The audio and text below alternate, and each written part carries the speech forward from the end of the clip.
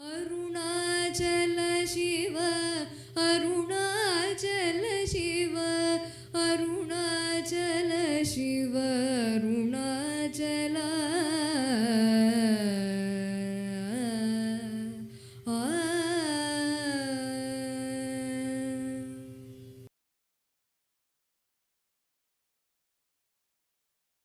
Om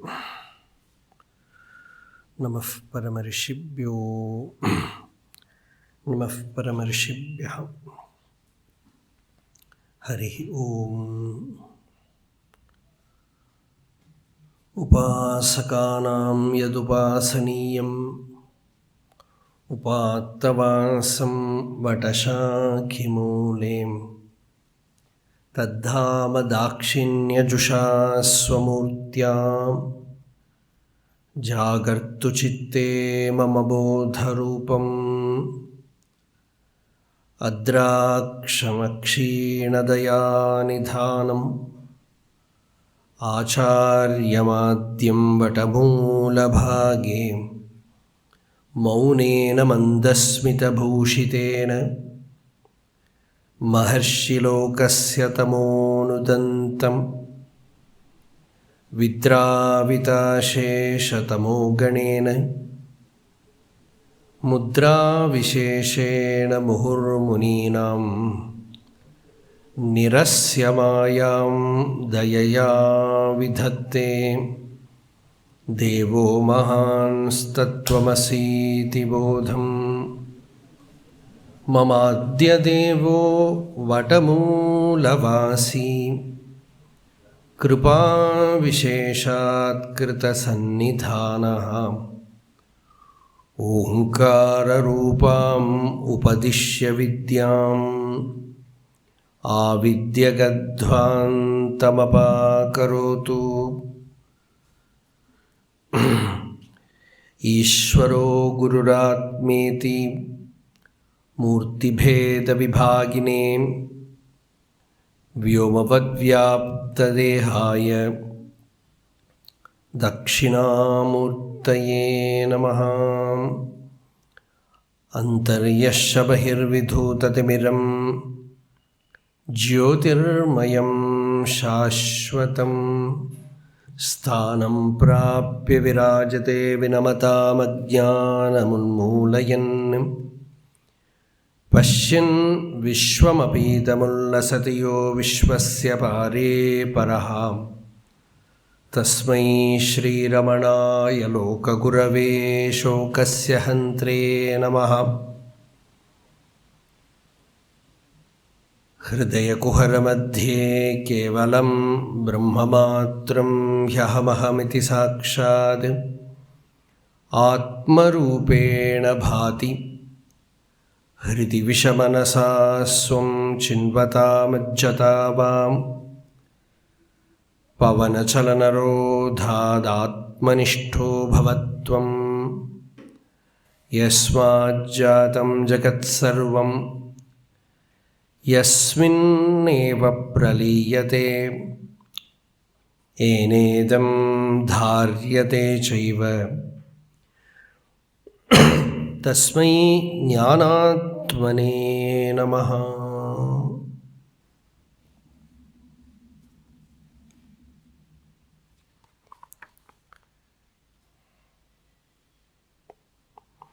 Today we are in the 24th verse. jaḍavuḍaṉā ணeṇṉādu saccit udiyādu uḍalaḷavām nāṉoṇ udikkum iḍaiyil இது cit-jaḍa-giranthi bandham jīvaṉuṭpa meyyahandai i-c-samusāram என எண்ணு.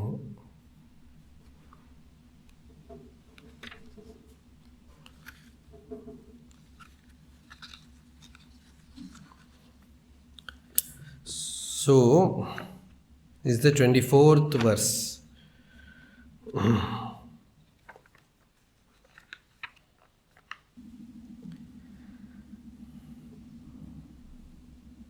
Yesterday,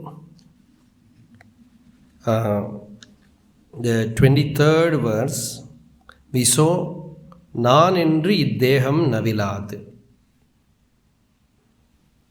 That is one of the greatest insights that Bhagavan gives in Vedanta Shravana, that the feeling of I, it is not arising from anywhere in the body.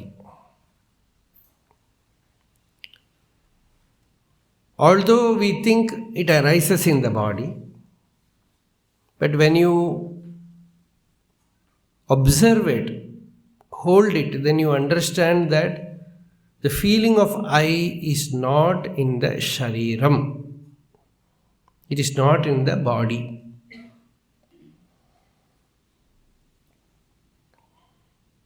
And at last you will find that it is not in the Atma also. Because in the deep sleep it is not there. So it is just a Chidabhasa. Actually, when you know perfectly that the ego is unreal, then you stop all tussle with it, fight with it. You know it is not real. So, jaḍavuḍaṉā, this inert body never says I.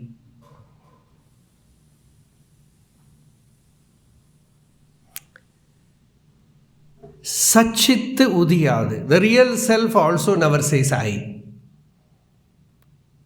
It is eternally shining forth, but it will not arise as I. Just as in deep sleep, it is not arising as I. The pure consciousness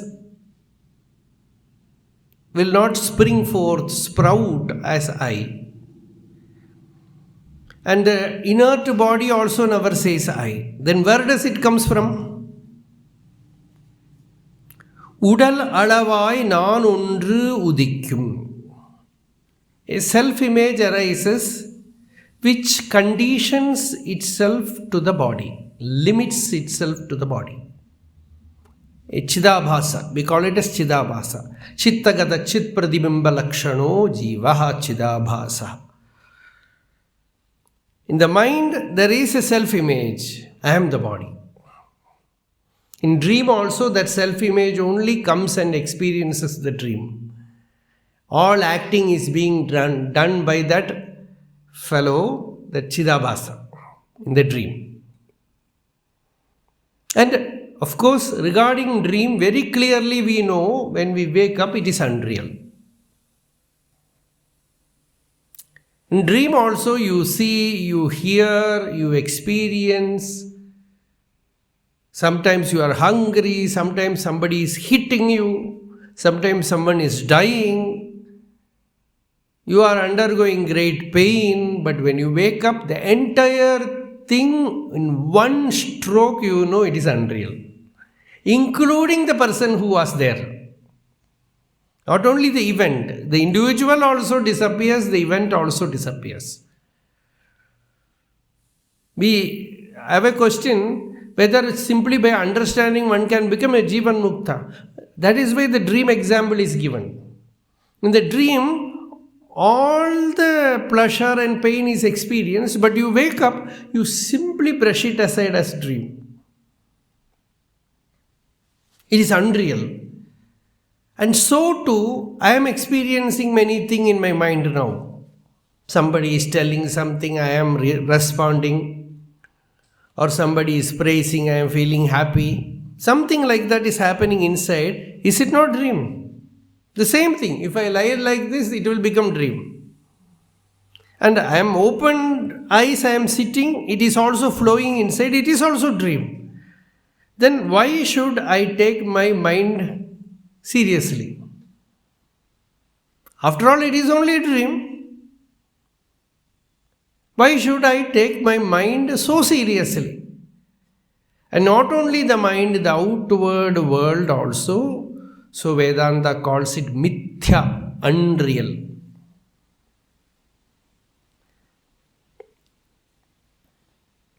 Tiruvāchakam Manikavāchakar says, Poi. Nāne poi. En nenjum poi, en anbum poi. He says, everything is poi, unreal.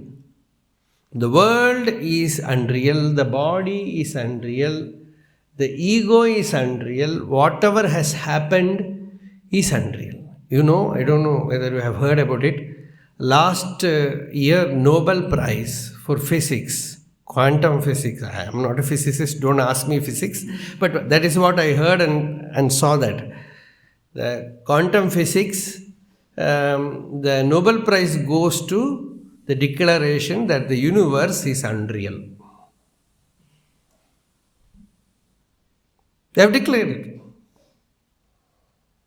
Jagan mithya. But whether the physics tells it or even when Vedanta tells it, unless you take it as a medicine and apply it in your intelligence, it has no spiritual value at all. Many people are elated that physics has said that the world is unreal. But what for? Whether they say it real or unreal, I have to eat, I have to sleep, I have to face my life problems. All those things are there. That is why Bhagavan said, Satyam mrishava, chididam jadamva, dukkam sukham veti mudha vivadaha. Useless argument is this, whether it is real or unreal and all those things. If you do not utilize it with some spiritual value, apply it with some spiritual value. Spiritually, it becomes real to me when I am ready to be unaffected by the world. When I say unreal, means what? It should not affect me anymore. The world should not affect me. Then it is a medicine to me. The body should not affect me. When I know that the body is unreal. In Bhagavan's life, we saw how it works.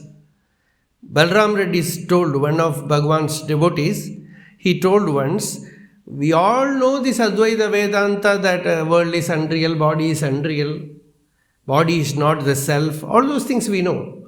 But we found the impact of it, the applied power of it, when Bhagavan was suffering by that intense disease, painful disease, sarcoma.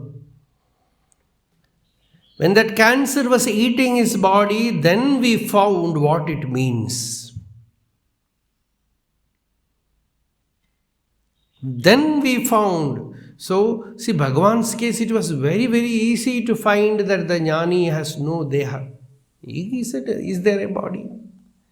You do surgery or anything. But in Ramakrishna's case, it is a little more confusing. Because he sometimes says, Mother, it is very painful. I am not able to eat.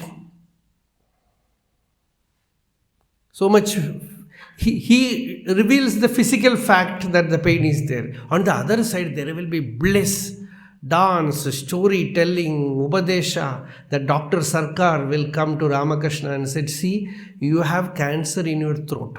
You should not talk. So many people are coming and disturbing you.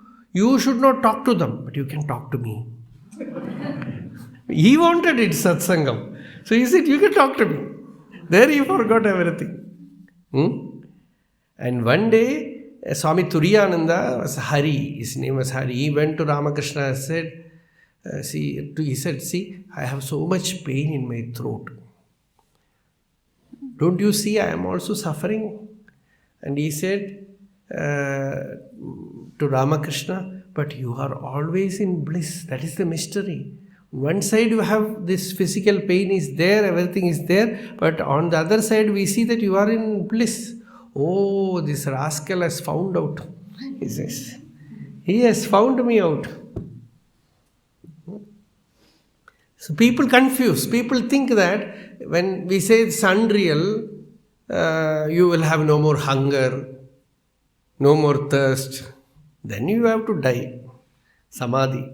Mriyate eva natu muchyate. Shankaracharya says, if a person says, I won't eat, mriyate eva natu vimuchyate. He will only die. He will not become a jīvaṉuṭpa.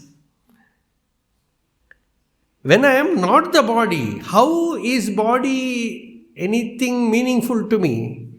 Body will eat, body will live, body will have sleep, body will have its activity. I am not the body. I am not superimposing the body on me. So, jaḍavuḍaṉā eṉṉādu, the body never says I. Sat-cit udiyādu, that pure existence, awareness, it never arises as I. Uḍalaḷavā nāṉoṉ udikkum. The body as the limitation, the body as the limit. A I arises. In the dream also, in the imagination also, when I think about myself, it's all body. But mostly people will not imagine their body. They will imagine some other body.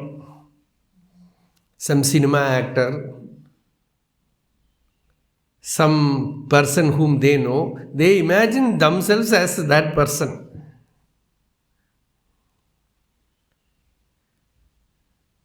Some body is there inside. All the indriyas are there in the imagination. Mind is there in the imagination. Buddhi is there in the imagination. So, cit-jaḍa-giranthi, a knot which binds the consciousness and inert matter. Cit-jaḍa-giranthi, bandham, it is bondage. Jīvan, it is the jīvaṇuṭpa.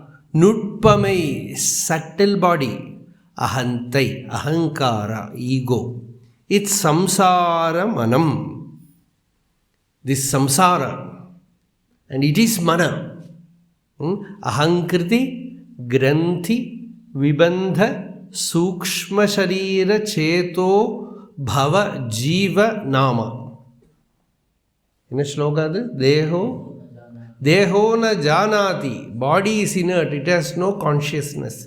Sataha na janma, sat will not arise. Deha pramanonya udeti madhye, in between, neither the body. When Nadesha Mudaliyar came to Bhagavan, he said, Bhagavan, I want mukti. I want liberation. Bhagavan, I want your arul, kripa. Then Bhagavan asked him, is it the body which is asking for kripa or the self which is asking for kripa?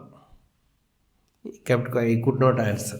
Then Bhagavan said, there is something inside which identifies itself with the body and is asking for arul. And if you seek what that is, you will find that it vanishes in the heart and only mukti is your swarupa. This was the upadesha given to Nadanananda Swami. So, the avidya, the bandha is this jiva ahanta, which is samsara. We call it samsara. Samsara means suffering. And suffering is nothing but this something which we carry inside as the me. Ahankara. And that is mind. Bhagavan says, vrittayastu aham vrittimashritaha vrittayo manaha vidhi aham manaha. All the thoughts are depending on the I thought, and thoughts, mind means thoughts, and the I thought is mind. The very I thought is mind. It is cit-jaḍa-giranthi, it is jiva, it is bondage, it is subtle body, and ahankara, it is samsara. All these are defined as the ego. Now we are entering the core of Bhagavan's teaching. See, the self is revealed by the Upanishads. The body is what we see here. And now, in between them, the cit-jaḍa-giranthi, Bhagavan is here indicating that. Though it was already stated in the previous verse that the body does not have the pulsation of I, it is in a different context that Bhagavan repeats the same in this verse. In the previous verse, It was pointed out that in deep sleep, nobody says, I do not exist. In deep sleep, nobody can say there was no existence. The existence mentioned there is the consciousness devoid of the ego. In deep sleep, the ego was not there, but the self was fully present there. The reality will not arise as I. The body which is inert disappears in sleep and does not say I. In between the inert body and pure consciousness, that which emerges as the ego I is only an illusion connecting consciousness and the body. This is cit-jaḍa-giranthi. Actually, the individual ego itself is its form. The method of dissolving this is ḥṛdaya-vidya. This is samsara. In Ramayana, Yoga Vasishtha Ramayana. Very interesting story. It's a very big book. In fact, Ramayana contains 24,000 slokas. But Yoga Vasishtha in its original form contains 32,000 slokas. It is only teaching and some very, very mysterious stories. All time travel stories are all there in it.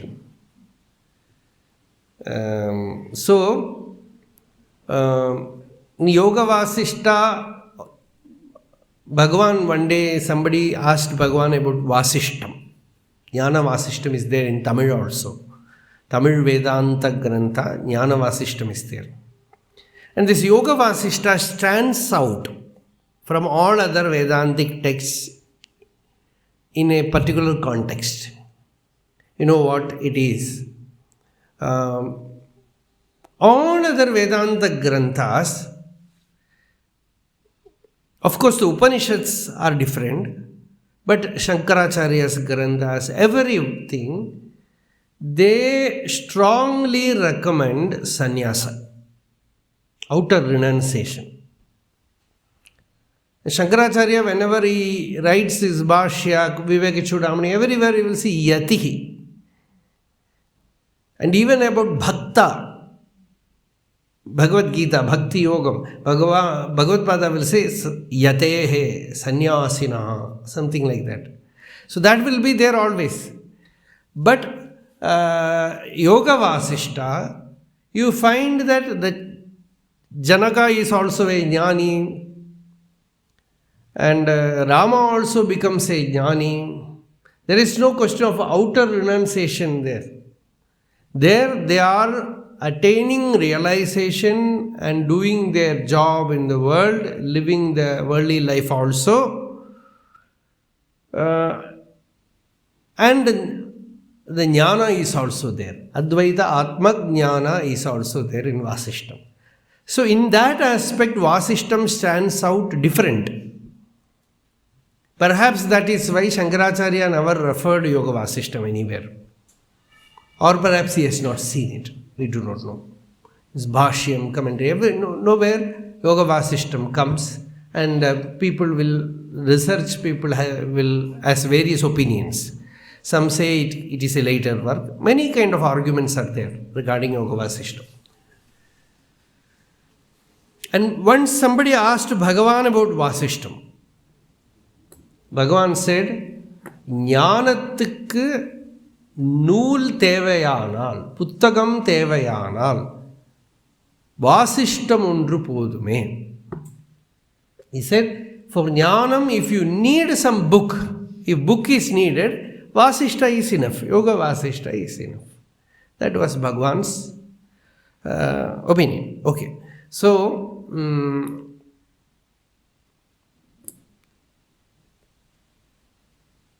there. But anywhere you need Vairagya, Viveka, all these things are needed. Without that, Jnanam will not come. Jnanam will not simply come like many people, modern people declare. They just come from America to India and we stay in Tiruvannamalai for 1 week, and while going back they become liberated. Next year, again they come and stay for 2 months and go back liberated. Many times liberated. Then what happens to the first liberation? It goes away in the airport. Somebody told like that. Here I was liberated, but while going back, liberation, next year liberation again. So every time, so that, because you don't give importance to the sadhana chatushtaya sampatti, that viveka, vairagya, shama, dhamma, shraddha, samadhana, mumukshutva, uparati, everything is needed. If these, of course, these cannot be one by one, you cannot cultivate. But this first, the basic thing is viveka. Basic thing, from that everything will come. If viveka is there, everything will come. So viveka is the foundation. Discrimination, I don't know whether that is the right translation, but that is how they translate it. Intelligence, we can say it's intelligence, pure intelligence by which you look at life. So, Rama, at the age of 14 or 15, those who bring so much of spiritual wealth, they generally wake up in that age. That is what happened with Bhagavan also. So in Rama's story also is like that. So he, at that age, he went for a tour. Various places. He lived with people. He saw how people are living. What are their values? And how they are enjoying, how they are suffering. He saw rich people, he saw poor people, he saw sick people, healthy people, kings, beggars, all kind of sannyasis, everyone he saw. Then he found out that without jnanam, without somehow making the mind peaceful, without attaining peace inside you, the whole world is full of thorns. So you want to walk, you cannot spread mat everywhere. You wear a leather chappal, wherever you go there is leather, there is covering. Upanad gūಢಪಾದಸ್ಯ nanu charmāvritaiva bhūhu. If your feet is protected with slippers, wherever you walk, no thorn will hurt you. Like that, your mind has that jnanam, atma jnanam, then you are free. So this is what Rama found out. So here in Yoga Vasishta, Rama says to Vasishta that I travelled a lot and I found that rich people are also suffering. Poor people are also suffering. Healthy are also suffering. Sick people are also suffering. Famous people are suffering. Unknown people are also suffering. People with good character, they are suffering. People with bad character, they are also suffering. Then Vasishta asked Rama, then what do you find is the solution? He said the solution is, first you have to find why they suffer. Did you find that? Yes, I found the cause for suffering is nothing but the ahankara, the ego. If that is erased, suffering can be rooted out. Ahankara vashādāpat ahankarat duradayah ahankara vashādīha nāhankarād paroripuhu. There is no enemy other than this ego. This ego, due to this ego is apat. Apat means danger, anartha. Ahankarād duradaya. Due to this ego, all these negativities are happening around. Ahankara vashadna ahankarat paroripu. There is no other enemy other than this ego. So this, Rama says, I found out. This is the essence. So here also this cit-jaḍa-giranthi bandham jīvaṉuṭpa. Aksharamana Bhagavan says, Manam kundu rupavar manattai adittabhimanamilladolira arunachala. O Arunachala, everyone is suffering due to manam, ego, abhimana. When that abhimana is removed, joy, happiness, peace is there within us. So, this is the essence of this verse. In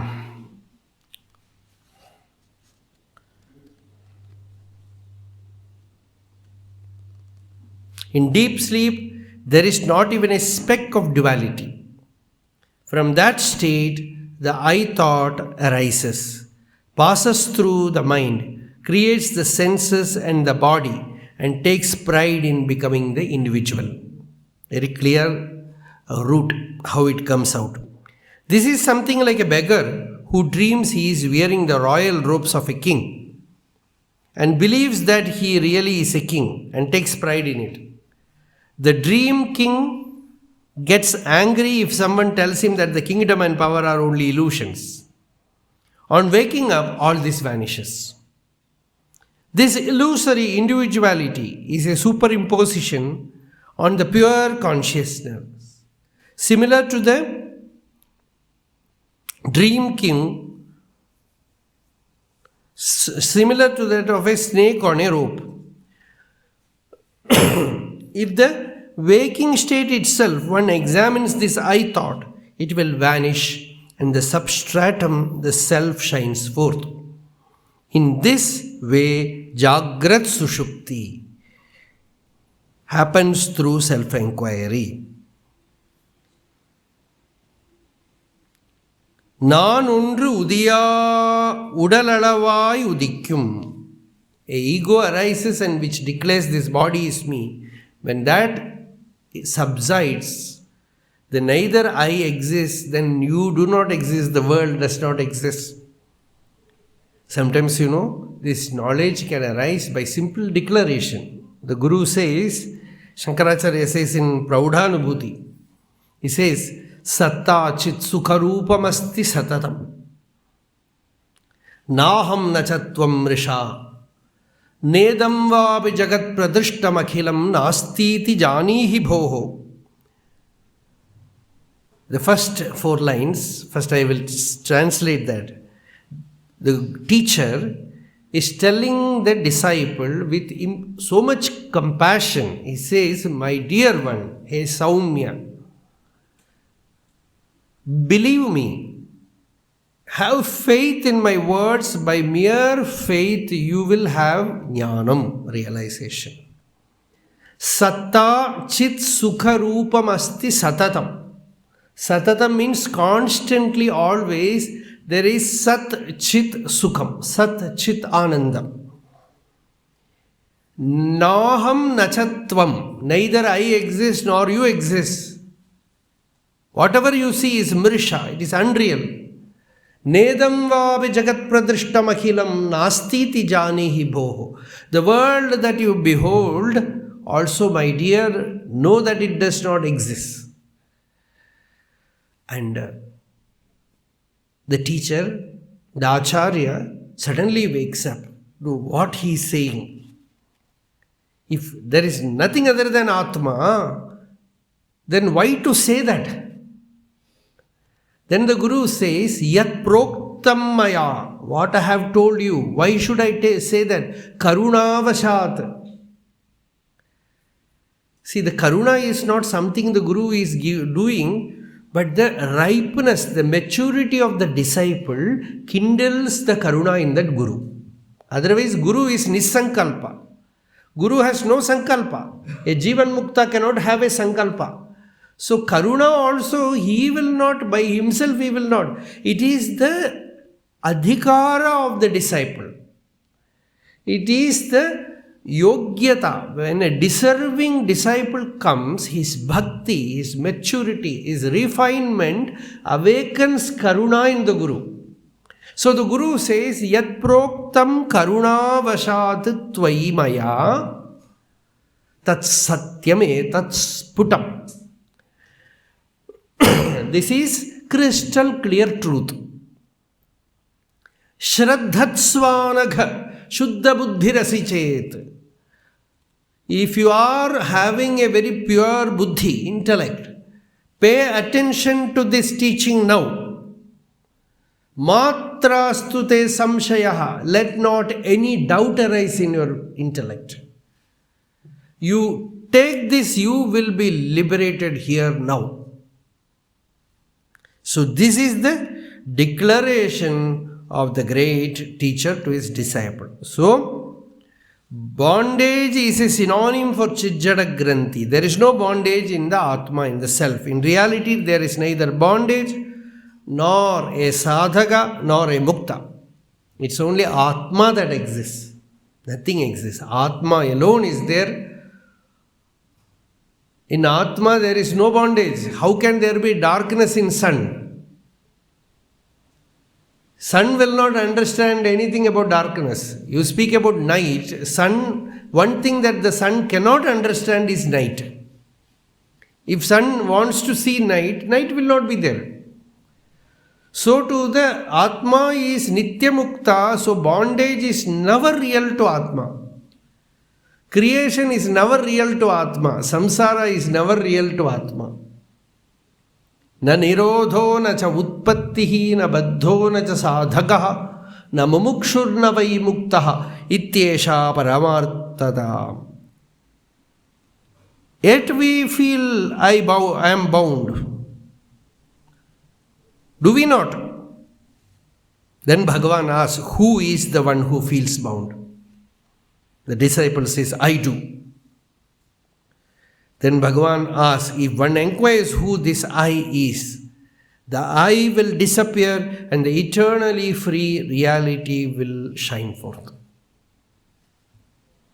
There is a poem here, Peace Unsurpassable is the name of the poem. Keep quiet. Stay in the center. Peace unsurpassable is there. Center is perfection.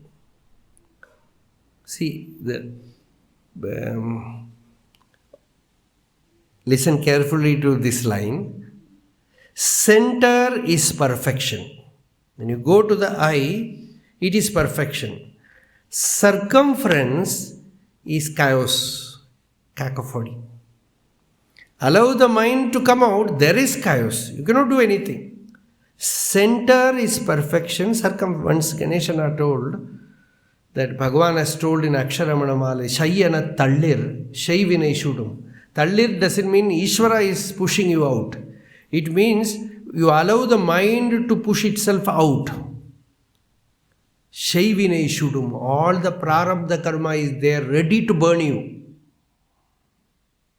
But if you have the power, sufficient austerity to keep the mind safely restful in the heart, there is ananda, there is shanti. So, center is perfection. Circumference is cacophony. Center is life. Circumference is death. Freedom reigns in the center. Next line, please listen. Freedom reigns in the center. Fate prowls on the circumference, on the surface. It is all fate. What you call fate, destiny, free will and destiny. The center is freedom, no will. It is freedom, no free will.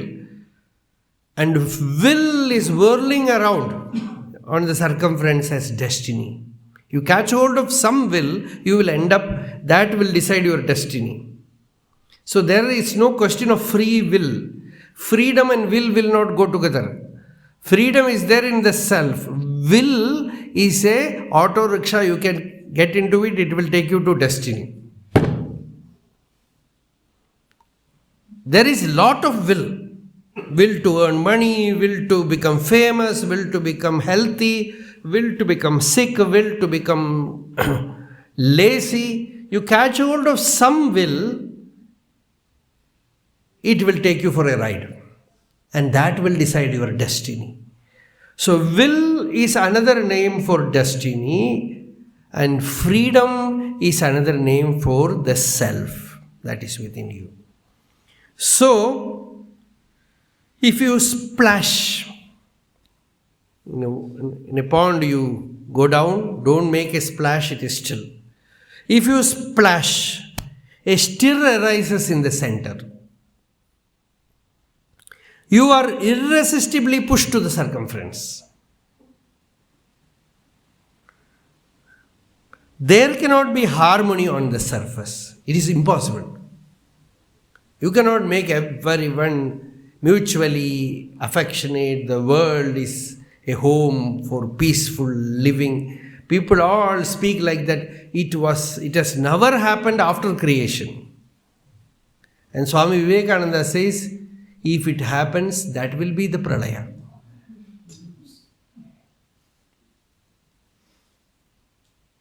If everything becomes balanced, world will become nothing. It will end. All become jnanis. What will they do? Nirvikalpa samadhi, no movement. One day it will be pralaya. That is why in Yoga Vasishta, Prahlada attained jnanam and remains in nirvikalpa samadhi. Then all the devas, what happens to devas? They should be enjoying because no fight, no war, nothing. But they go to Mahavishnu again and say, we are bored.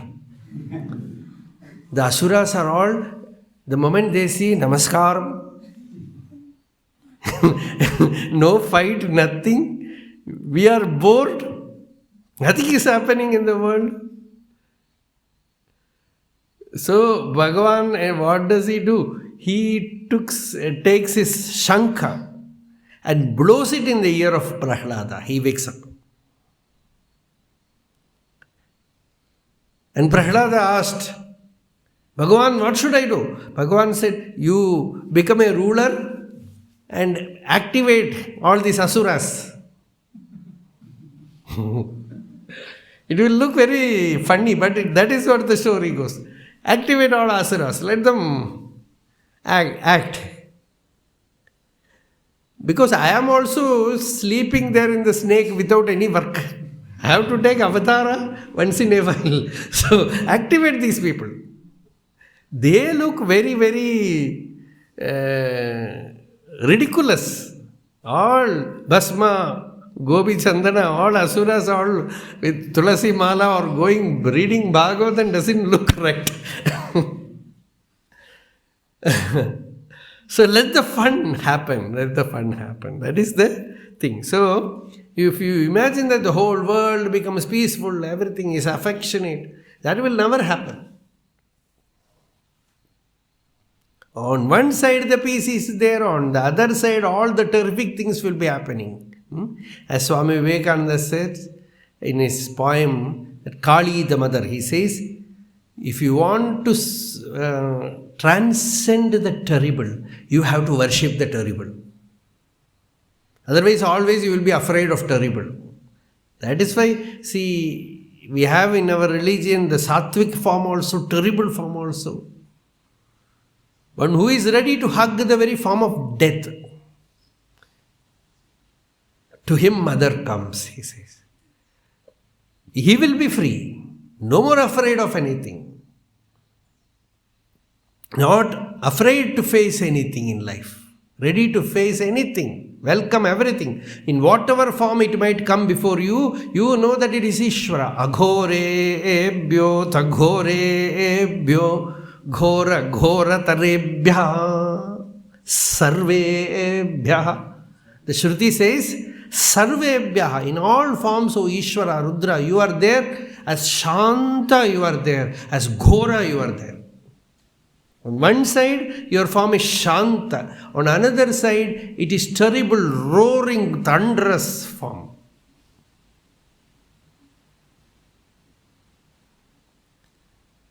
That is also your form. So that is the all-sided. Everything is Paramam Samyam, as the Shruti says. The great harmony is when you know this and that and everything, and you know it is all that one. Sarvam khalu idam Brahma. There the person attains great harmony, quietude. You are irresistibly pushed to the circumference if you splash. There cannot be harmony on the surface. Trace your way back to source and abide, be still. This is the poem. Now the verse 25. Enne ichchai.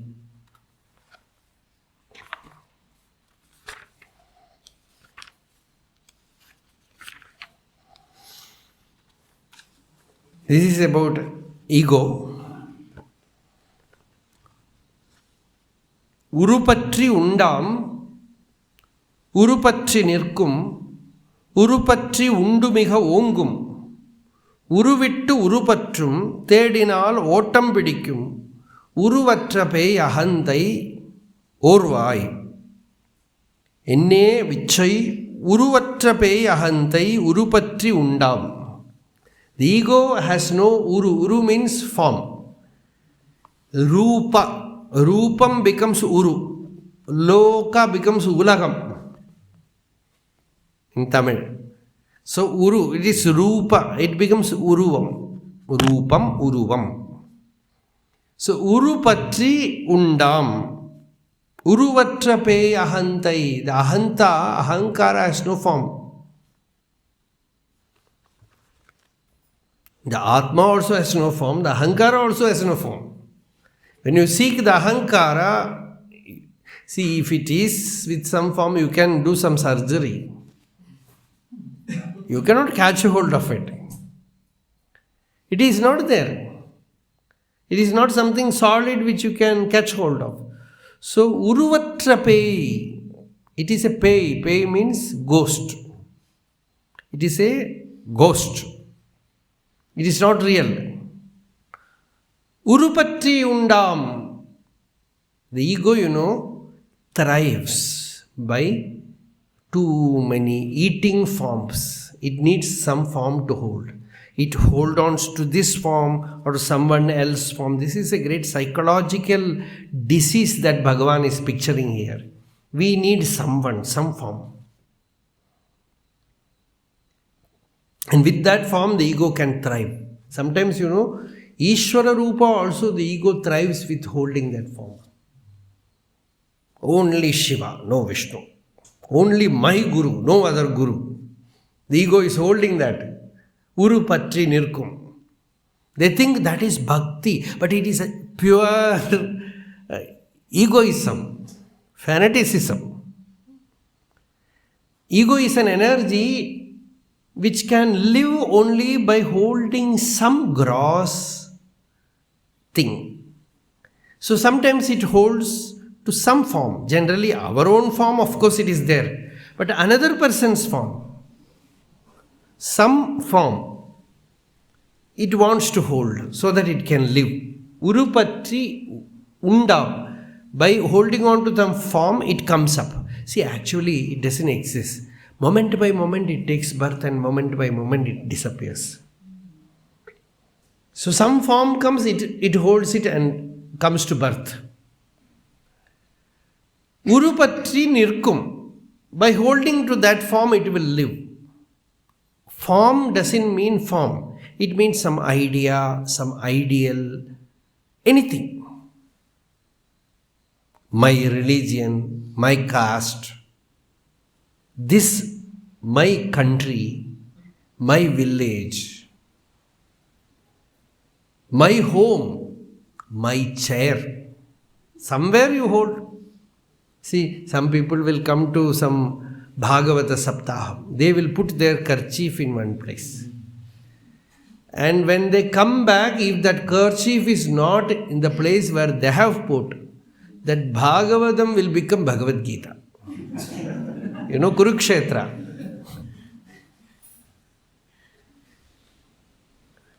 Because some small thing we get attached. So that is uru, that is form, that is ideal. Sometimes ideal also becomes very great force to make us suffer. These are all psychological things. We hold to some ideal, and sometimes that ideal makes you suffer. That is very commonly visible with very orthodox people. Some flimsy, some nonsensical ideal it might be. Not some great ideal like you should not hate anybody, you should be with equal to all, not to have much wealth or aparigraha dharma. These are not the thing. Some small idiotic ideals, people will suffer.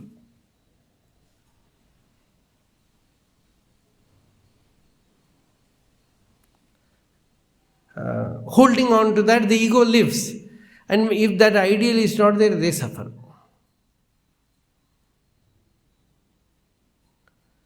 Many things are there. Commonly we can say, in orthodox circles, it is very easily visible. Caste also creates that suffering. Sometimes some special things like I have to sit here and take food. If it is not happening, that will make me suffer. And there are people who suffer because when they are eating, somebody looked at them. They suffer.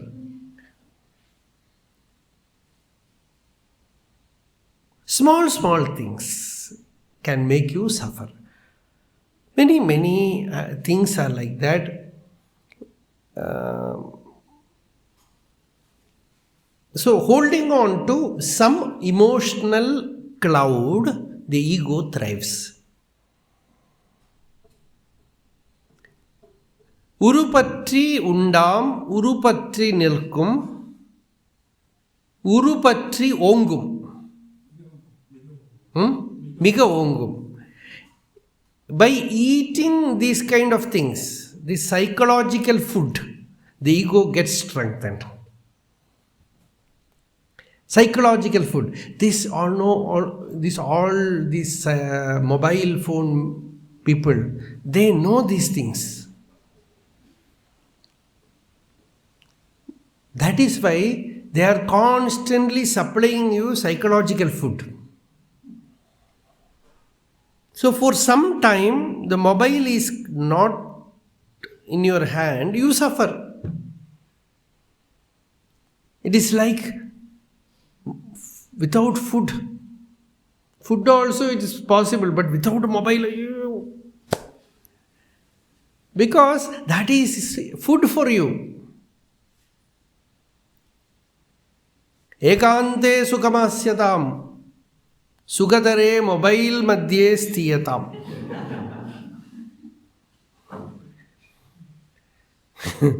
Nothing. I don't want anything. That is all ekantavasa, no? So, that is providing us psychic food.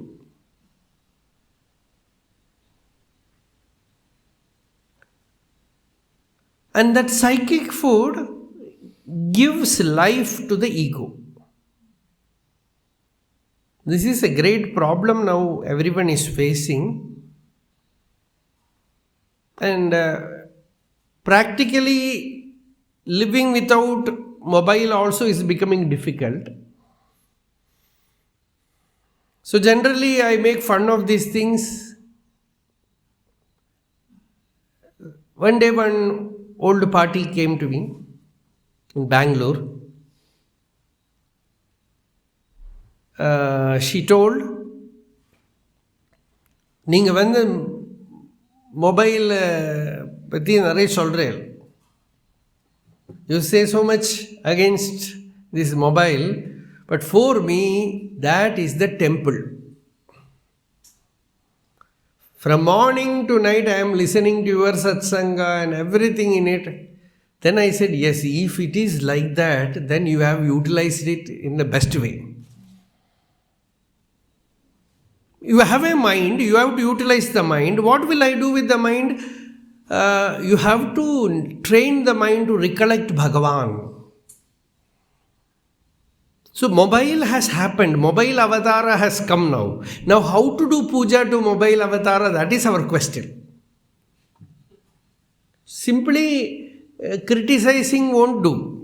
So you have to find some method of dealing with it by listening Bhagavatam through that, by listening some spiritual things, by getting people. I have seen many who just utilize it in the best way that can be done. All the shastras are there in the mobile. Whatever you want, they will take it from that. So that is the positive way of doing. But again, whatever things, a force which is not the self is there, the ego will live. Urupatri undam urupatri nirkum, urupatri undumiha ongum. This is the problem. The more and more you feed it through the senses, the individual I will thrive, get nourished. It will become more and more strong.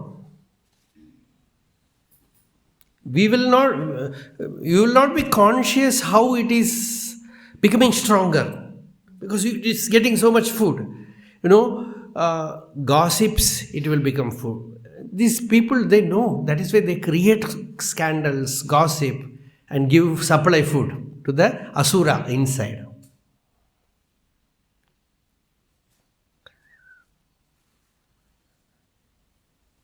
All these things are given so that the ego will become more and more stronger, and the ego, for the ego it is addiction, so the ego will find it very difficult to live without that. Uruvittu urupatrum, even by death the ego will not escape from this problem. Even by dying, the ego will not escape. The ego will, even after death, the ego will thrive, live, survive, to catch hold of some subtle psychic world, and later on will come back to produce a new body. All is done by the ego only, because it is jiva.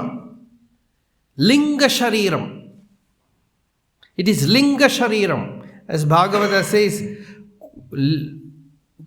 Vyapohet lingo ahamakyam, kushalo vyapohet lingo ahamakyam. A jnani has to remove this linga shariram, this ahamakyam, ahankaram.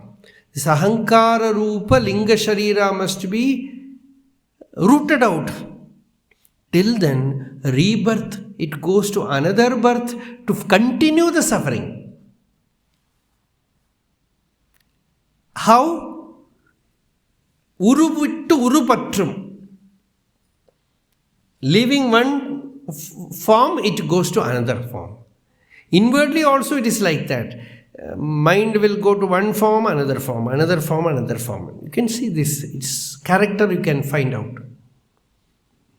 Uruvittu urupatrum. Thedinal ottam pidikkum. When you do Atma Vichara, you will find that it cannot withstand the power of inquiry. Vichara asahishnu. It cannot withstand the power of inquiry. When you inquire, the ego finds that it has no root. It cannot stand. It has no ground to stand. It is so brittle, so unreal, that the moment you turn towards that with the light of enquiry, it vanishes. Here Bhagavan very interestingly says, it ṭṛudikku. It is just like you enquire, it runs away. Because Bhagavan said in his younger days I think it is somewhere in Manamudurai, it happened. He says where in the village a thief came. In villages, the houses will be all not very strong sometimes. And sometimes the thief will come and it will be dark and people will scream, make noise, and everyone will wake up. Not like the city.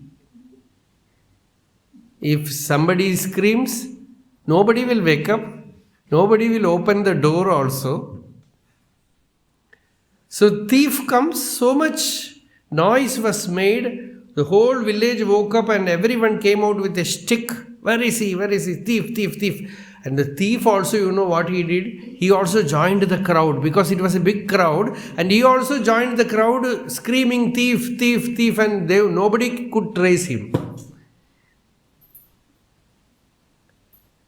So this is like Moola Vidya, which Bhagavan says, the avidya, ego is the Moola Vidya.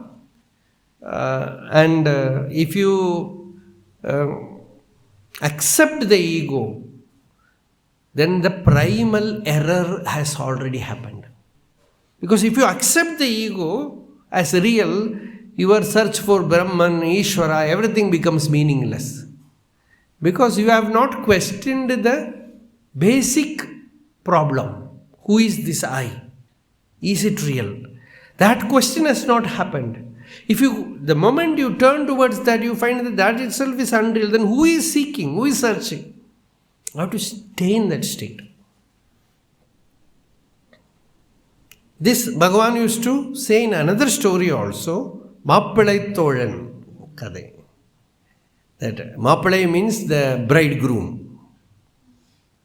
And when the bridegroom comes in former days, he will come with all his Sakha friends. And great respect will be shown to the bridegroom. And these friends who come with the Mappalai, the bridegroom, they will also get respect. So one day one person was coming with the bridegroom and he got all respect. But he gave so much trouble to the bride's family and also to the family of the bridegroom. Both places he will go and demand many things. He will ask for special food, dress, many things. And the Vadhu's father, bride's father, he felt, even if my daughter's marriage is stopped, it is better that I don't want such a friend with that bridegroom. Let me inquire, who is this? So he just with so much anger was moving towards that bridegroom's family. At that time, the bridegroom's father, Mappalai's father also was coming. Both of them asked, who is this fellow? Both replied, I thought he belongs to you. He said, oh, he neither belongs to the family of the girl nor to the boy. Then where from this he came? Enquire him, find out, catch hold of him. He is not seen. Because that is his regular job.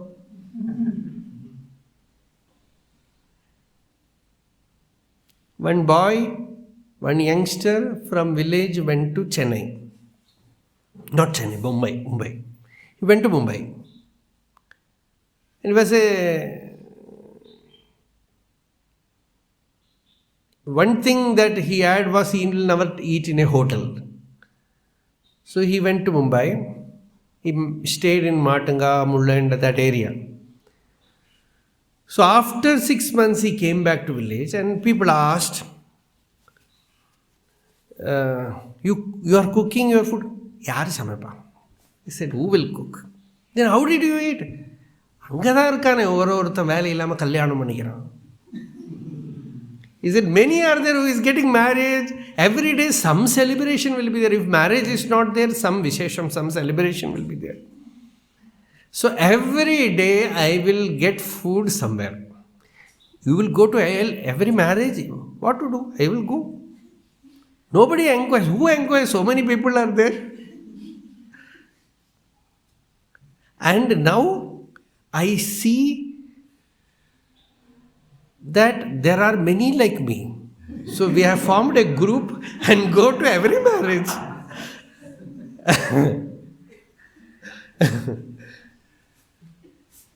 And we will talk about and we will find out the details about the girl and boy before, so that we can speak about that also. So people who listen to this talk, they will get this idea, I don't know. This is an old story which Bhagavan says, but the moment you seek the person, he disappears. Like that, the ego appears between the chit and jaḍa, body and the self, and gives trouble to body and to the real being also. In between, it creates problem. cit-jaḍa-giranthi, bandham, jīvaṉuṭpa, meyyahandai, i-c-samusāram. So the moment you inquire, udikkum. The moment you inquire this fellow, he runs away. Like that, this ego also, when you inquire, the ego disappears. So this is the story. Udikkum.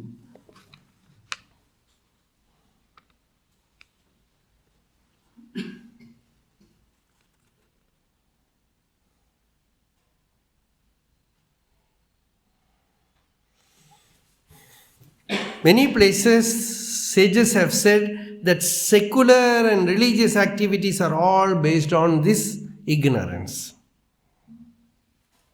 Adhyasa.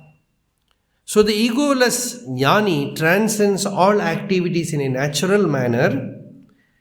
The ego stays linked with activities in the form of doership, with the fruit of actions in the form of enjoyership, with objects and personalities as attachment, and with thoughts in the form of images, abhimanam. At times, when the possessions are lost, or when loved one dies,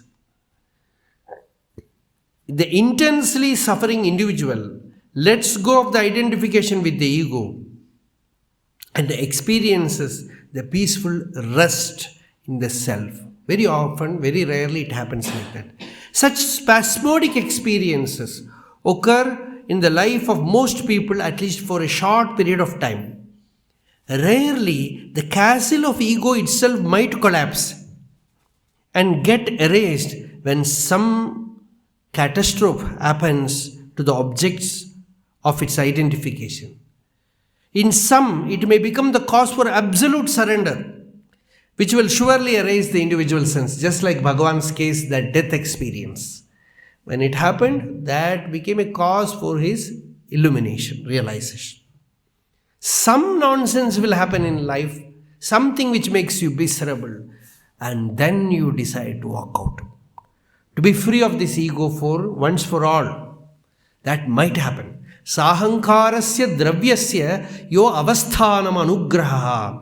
Bhagavata says, Kapila Upadesham, Bhagavatam says, any dravya, any object, any individual, any idea to which the ego is deeply attached, when that individual dies, or that object is destroyed, or that idea is erased, then the ego suffers. And that is a rare chance where you can see the brittleness of all these things. And that is a great anugraha, says. Sometimes, such things, Bhagavan takes this kind of methods to destroy the ego. Because the ego is holding on to all these things and trying to live. And when those things are destroyed, the ego itself gets destroyed. That is anugraha, that is great blessing. So, when there is nothing to be identified with, one experiences the ever auspicious self. And there is nothing to identify, one experiences the Sarvamangala Swarupa, Shivam. Sorrows that visit us in the life are often the hidden forces of grace that erase our ego. Attachment to any ideal, object, person or position, good or bad, binds us to the body-mind adjunct. Adjunct means upadhi, and distances us from the self. If the destruction of any object causes pain to us, it implies that we are still caught in the grip of the ego. The annihilation of this attachment is the highest attainment. The inner feeling that is associated with any object is ahankara. Therefore, the destruction of that object is a blessing. This is what the Mahabali story also is. He was very proud about his achievements. Bhagavan came and took away everything. There Mahabali says, who will do me anugraha like this? Only you can bless me like this. No one else. Everyone will give us something and create more bondage. You are taking away everything and give me anugraha. Nūnam asuranam naha parokshah paramo guruhu. Mahabali says, you are paroksha form, indirect guru. You come here and take away everything. So this is great anugraha. So this is what here also Bhagavan says, the destruction of the ego is jnanam. So that is the ego. Till the ego is completely rooted out, one has to stay in self-enquiry. Aham bhavasya dehesmin nishesha vilayavadhi savadhanena yuktatma swadhyasa apanayam kuru. Remove the adhyasa. Don't take anything on yourself. Don't put anything on yourself. Even your own body or mind. Then you will be free. This is the teaching. We will continue tomorrow, the 26th verse. Today, at least we were able to complete 2 verses. Arunachala Shiva, Arunachala Shiva, Arunachala Shiva. Arunachalam, Arunachala Shiva, Arunachala Shiva, Arunachala Shiva, Arunachala. Yato mamatma bhavasi tumeva, tato navachyam mama kinjitasti, yatata veshtam kurumam tathaiva tvamatmanatham Ramanam bhajami.